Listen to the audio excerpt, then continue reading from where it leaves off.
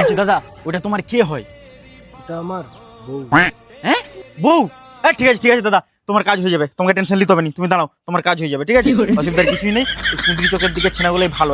আমার দোকানে ওরকম ছেনাগুলো 2-3টা ছিল আগে, খুব ভালো, ওদের কাজের ফিনিশিং আছে, আমি জানি, ঠিক আছে? তোমার তো অসুবিধার কিছুই নেই, তোমার কাজ হয়ে যাবে, ঠিক আছে? ঠিক আছে স্যার, ঠিক আছে। আর কি বলি বৌদি, এসো এসো এখানকে এসো। আরে ভয়ের কিছু নেই, এসো না এখানকে।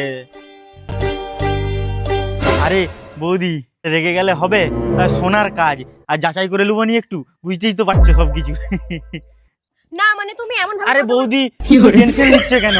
আমার জিম্মেদারি তো, আমার দোকানে কাজে লাগিয়ে দেবো, তুমি শুধু মাসে মাসে পয়সা গুনবে।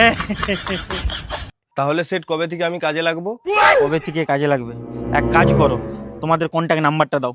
9874। আরে বাড়া, তোমারটা নয়, আচ্ছা লোক তো তুমি, বৌদিটা দাও।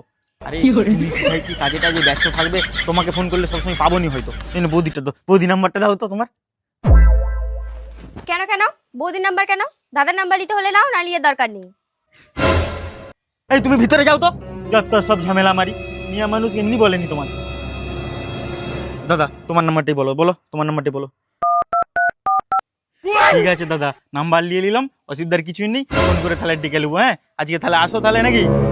ঠিক আছে। আর বৌদি, অসুবিধা কিছুই নেই, আমি আছি তো, টেনশনের কিছুই নেই। হ্যাঁ ঠিক আছে, যাও যাও তাহলে যাও।